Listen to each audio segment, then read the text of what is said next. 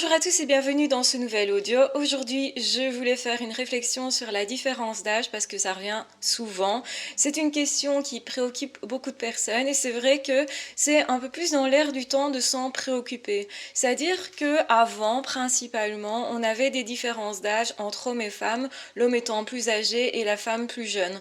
Maintenant, on a un petit peu plus le cas inverse où c'est la femme qui est plus vieille et l'homme plus jeune. Et ça pourrait poser question parce que justement, nos grands-parents ne fonctionnaient pas comme ça.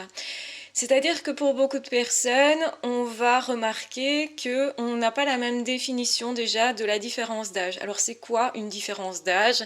Moi j'ai tendance à me dire que 2-3 ans comme décalage, c'est pas vraiment une différence d'âge. Maintenant en réalité, quand on regarde, ça va dépendre de quel âge nous avons nous en réalité. Donc quand on a 15 ans, une différence d'âge de 3-4 ans, ça fait beaucoup. Donc, c'est-à-dire quelqu'un qui aurait 3 ans en moins que vous, c'est-à-dire vous avez 15 ans, quelqu'un de 12 ans vous drague, c'est sûr qu'il y a une différence parce qu'on n'est pas vraiment sur le même niveau au niveau des apprentissages. Et par contre, si je reprends l'âge de 15 ans et que je regarde dans l'autre sens, 17-18 ans, ça peut aussi être une différence d'âge. Il peut y avoir des grosses différences. Pourquoi? Parce que quand on est jeune, généralement, on évolue plus vite. Il y a des plus grandes différences en un an ou deux, effectivement, entre les enfants, entre les adolescents. On va avoir des plus grosses différences au niveau de l'évolution, au niveau de la maturité. Donc, est-ce qu'on parle de différence d'âge à partir du moment où on est adulte, on a 18-20 ans par exemple? Est-ce que là, il y a encore une différence d'âge de 2-3 ans? Est-ce que ça fait la même chose? Je pense que sincèrement, quelqu'un qui a 20 ans qui sort avec quelqu'un qu'on a 23, j'estime pas vraiment qu'il y a une différence d'âge. Moi, personnellement, en tout cas. Pareil pour quelqu'un qui en a 50, qui sort avec quelqu'un qui a 53 ou quelqu'un qui a 47. Je dirais ces deux personnes qui sont plus ou moins au même niveau dans la vie. Et je pense que finalement, la différence d'âge, c'est plus ça que ça signifie, c'est est-ce qu'il y a un décalage entre nous ou pas? C'est plus ça en fait qu'on va regarder. Parce que pour se comprendre mutuellement, c'est quand même bien qu'on soit plus ou moins sur le même niveau. En tout cas, qu'on vive plus ou moins la même chose parce que nos projets et notre futur de couple, il va être basé sur justement ce qu'on voudrait vivre ensemble. Et donc plus il y a un grand décalage et plus je pense que ce projet-là n'est pas commun, à moins de chances en tout cas d'être vraiment commun, d'avoir des points communs entre nous. Donc ce que je veux dire par là, c'est que en fonction de où nous en sommes dans la vie, on pourrait se dire il y a oui ou non une différence déjà. Alors, est-ce que c'est vraiment une différence d'âge? Parce qu'il y a des personnes très jeunes qui vont tout de suite construire une vie de famille avec des enfants, et d'autres, au contraire, qui vont patienter, qui vont être encore aux études, etc., pas rentrer dans le monde du travail tout de suite. Donc, il y a déjà des différences, parfois, entre des personnes qui ont le même âge. Des différences de vie, je parle, des différences aussi de projet, des différences d'autonomie, des différences aussi de réalisation de soi. Je pense qu'aujourd'hui, on est en couple aussi avec cette idée d'atteindre comme objectif la réalisation de soi et le bonheur, beaucoup plus qu'avant. Avant, on ne mettait pas sur le couple autant le bonheur et la réalisation de soi. On parlait davantage d'un groupe et du nous. Donc on est beaucoup plus individualiste aujourd'hui que à l'époque de nos grands-parents. Et aussi, ça veut dire que du coup, on va regarder différemment nos relations. Peut-être qu'aujourd'hui aussi, on peut avoir beaucoup plus de relations grâce à Internet, on se connecte avec beaucoup plus de monde et parfois à plus grande distance, ce qui crée aussi d'autres problèmes. Je ne vais pas rentrer dans ce sujet parce que l'amour à grande distance, à longue distance, c'est pas simple à tenir dans le temps. Et c'est quelque chose qu'on ne rencontrait pas de l'époque de nos grands-parents puisqu'on ne voyageait pas autant et puisqu'on n'avait pas Internet, tout simplement. Donc ici, ça nous laisse peut-être aussi comme idée qu'on pourrait toujours trouver mieux. Il y a peut-être ce risque-là aussi de ne pas s'établir ou en tout cas de déconstruire un couple parce qu'on va chercher mieux ailleurs, parce qu'on a l'impression qu'il y a énormément de personnes à rencontrer. Et c'est vrai, on a beaucoup plus, je pense, l'occasion de nous connecter les uns aux autres et de nous rencontrer. Et justement, peut-être que ça a un impact où on ne continue pas avec l'autre parce qu'on se dit je peux changer de projet, entre guillemets, je peux changer de couple plus facilement. Qu'avant, étant donné déjà le temps qu'il fallait pour avoir une réponse de l'autre, puisqu'on s'écrivait par courrier ou par personne interposée, eh bien, effectivement, ça a changé la donne à ce niveau-là. Ici, on a l'impression qu'on peut tout avoir tout de suite et tout changer tout de suite. C'est peut-être aussi cette impression que le couple doit absolument nous épanouir, qui nous fait nous dire que on ne dure pas forcément au niveau du couple. Il y a des avantages et des inconvénients à cette situation, c'est-à-dire que comme on peut rencontrer plus facilement des personnes, eh bien on va normalement moins rester dans des situations toxiques, des couples dans lesquels il n'y a pas d'amour et il y a moins de mariages arrangés, en tout cas ici en Europe. Donc ça veut dire que finalement, notre couple, généralement, il est poussé par l'envie de connaître l'autre, le réel désir de se connecter à l'autre, et on choisit l'autre parce que justement, on a des points communs, on a plus ou moins les mêmes idées, les mêmes valeurs. C'est très important d'avoir les mêmes valeurs. Je pense que sincèrement, si on n'a pas ça, on ne peut pas faire durer longtemps le couple. Donc souvent, on se dispute pour nos valeurs. On se trahit aussi si on dit OK à l'autre alors que ce ne sont pas nos valeurs. Et parfois, même avec la meilleure volonté, on ne peut pas ne pas respecter certaines valeurs parce que c'est très profond. C'est ce qui nous motive, c'est ce qui nous fait agir ou ne pas agir. Et donc, c'est pour ça que c'est si important. Donc, on revient un petit peu à la différence d'âge. Est-ce que maintenant aussi, on n'a pas changé notre vision des choses sur la différence d'âge? Peut-être que la différence d'âge, elle est un peu plus courante maintenant, surtout dans le sens la femme est plus vieille que l'homme. Et en fait, ça va dépendre aussi de l'âge que nous avons. Une femme qui a 35-40 ans va chercher plus jeune. On va la voir peut-être comme quelqu'un de plus branché. Ou simplement, c'est une femme qui a une vie qui ressemble plus aux personnes de ces âges-là. Tout simplement. Donc ça expliquerait la différence d'âge. Donc en fait, c'est pas vraiment quelqu'un qui recherche quelqu'un de plus jeune, mais plutôt quelqu'un qui cherche quelqu'un avec qui encore voyager éventuellement, faire des choses qu'elle n'a jamais fait. Donc effectivement, c'est quelque chose qui est très personnel. La motivation d'aller chercher quelqu'un de plus jeune ou plus vieux que soi, eh bien, regarde chacun. Mais je pense que la société a aussi un regard à poser. Et quand on est en face de quelqu'un qui est plus jeune que nous, est-ce qu'on commence cette relation-là, tout en sachant qu'effectivement, pour les familles respectives, peut-être qu'on aura des remarques sur la différence d'âge, qu'on aura aussi un point de vue de la société, parce que si la différence d'âge se voit, on aura des regards qui sont peut-être en questionnement.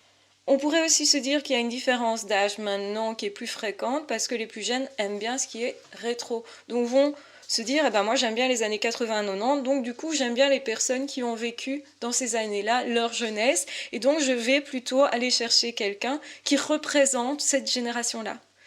Et ça peut être inconscient, je pense, ou en partie consciente. Alors si vous entendez un peu de bruit derrière moi, c'est le chat qui joue avec sa souris. Ah, c'est Lélou qui joue avec la souris. Donc Lélou, elle joue moins que Zoro, donc c'est toujours une bonne chose de la voir jouer comme ça, elle est trop mignonne. Eh oui, et Fifi. Et effectivement, je pense que c'est vraiment un problème d'humain. Je vois mon chat et je me dis, bah finalement, les chats, ils se posent pas cette question. Est-ce qu'il y a une différence d'âge ou pas?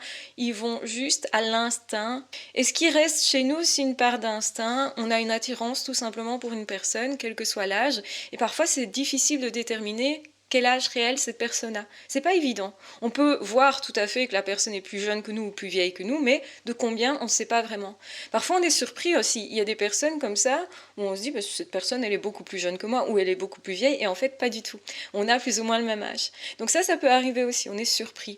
Et je pense que ça se présente plus quand on avance en âge. Donc vers les 30 ans, 40 ans, 50 ans, 60 ans, il y a parfois des grosses différences entre les gens du même âge.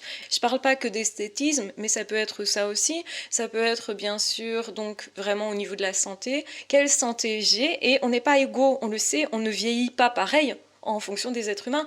Je pense qu'on cache un petit peu ça. Et qu'on se dit, bah, si cette personne vieillit plus vite, c'est de sa faute, ou si cette personne fait plus jeune, c'est qu'elle s'est entretenue. Je suis pas sûre de ça. Je pense que, sincèrement, on peut améliorer forcément son physique et s'entretenir mieux que certaines personnes. C'est important, je pense, parce qu'on n'a qu'un corps. Moi, je suis dans cette optique de m'entretenir au mieux parce que je sais que je vais avoir ce corps-là jusqu'à la fin. Et donc, pour moi, je le vois comme un véhicule à entretenir vraiment. Et donc, du coup, ce que je veux dire par là, c'est qu'on n'est quand même pas génétiquement pareil. Parfois, il y a des personnes qui attrapent des maladies, et donc ça se voit physiquement aussi. Ce sont des personnes qui vont faire plus vieilles et qui ne le sont pas forcément. Donc, il y a aussi, on va dire alors, est-ce qu'il y a une différence d'âge?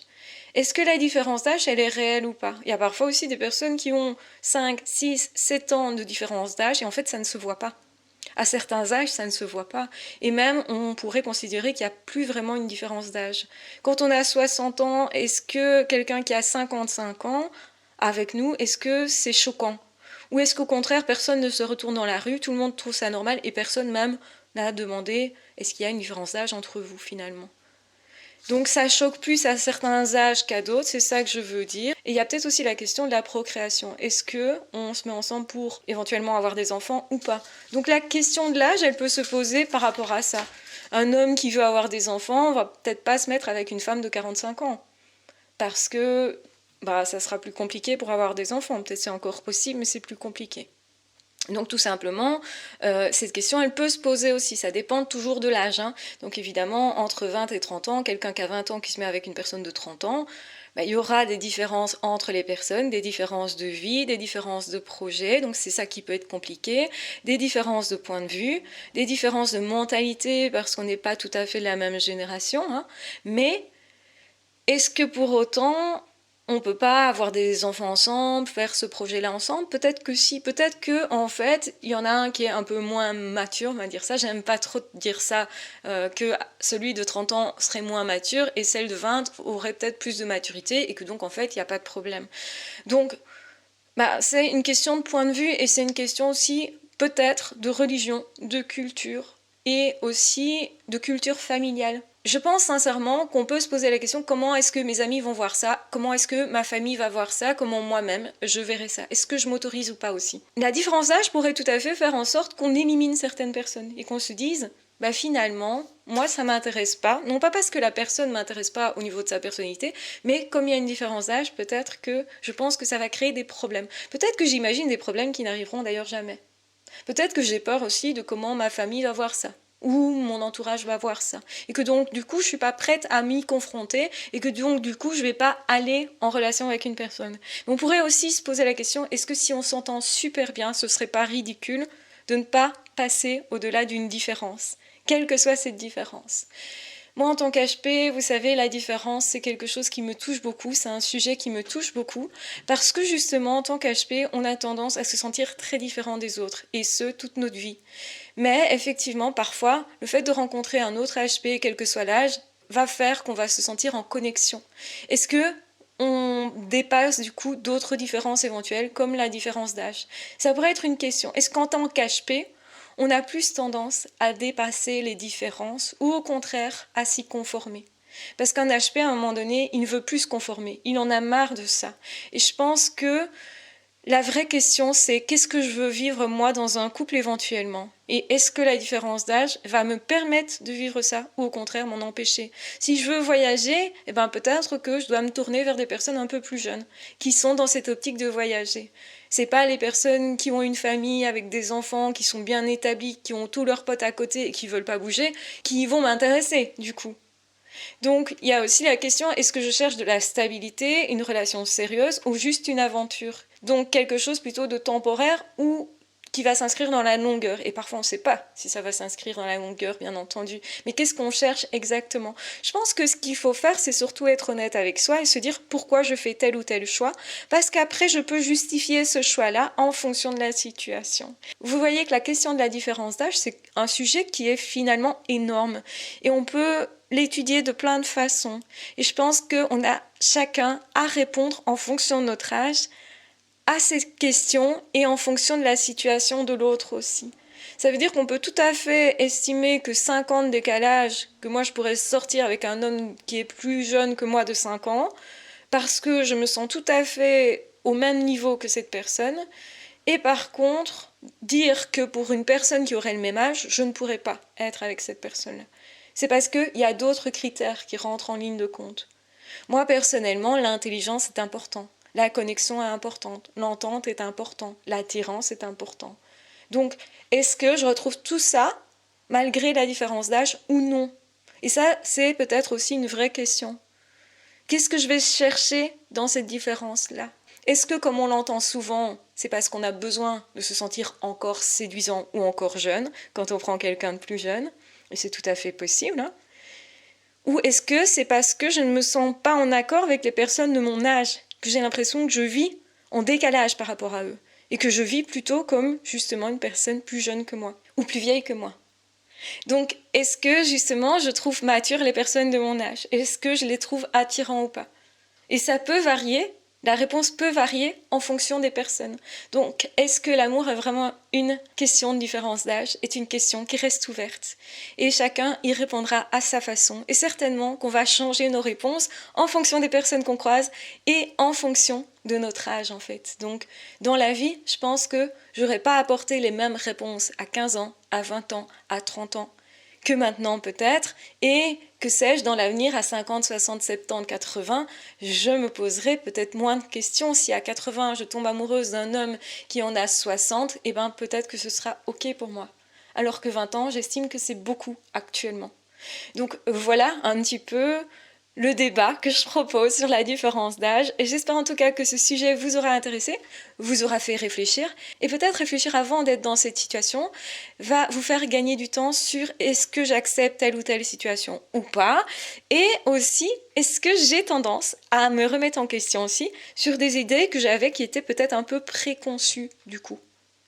Donc voilà, parce qu'on a été influencé par nos grands-parents, par nos parents, par notre génération. Est-ce que maintenant je suis quelqu'un qui me tient au courant et qui est très en contact peut-être avec des personnes plus jeunes que moi? Dans quel cas peut-être ça expliquerait que je sois plus orientée vers des plus jeunes, aussi en amour. Est-ce que je me sens en connexion avec eux ou pas?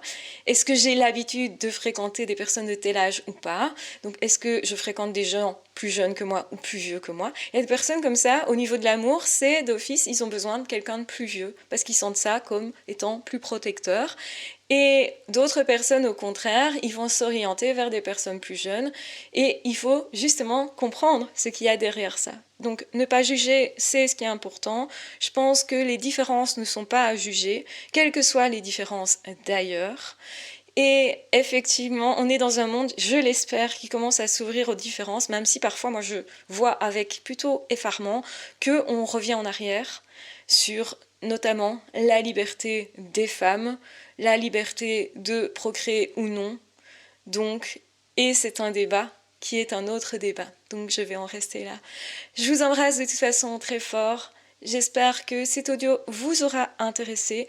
N'hésitez pas justement à me dire ce que vous en pensez, à me demander quel est le sujet que vous voudriez que j'aborde justement. Donc, dans tous les cas, prenez bien soin de vous, respectez les autres au mieux et ayez de belles relations. À ciao, bye bye!